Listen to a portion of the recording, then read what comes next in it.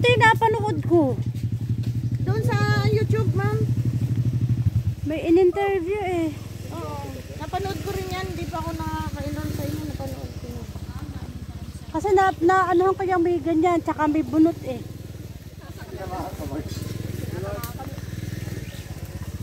Ito ay vanilla, planifola.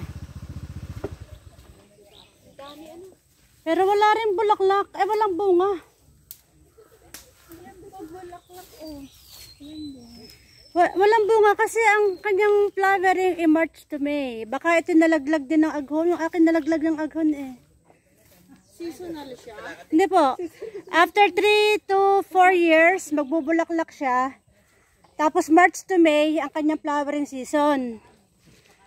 Yung akin, nag-flower, pero nag-ano siya, nagbunga na siya, kaso ay nilaglag ni aghon lahat. Pag naambunan? Okay lang po ambunan, hindi yung hangin po kasi ang ano. Ito ba talaga may dapat nasa lima?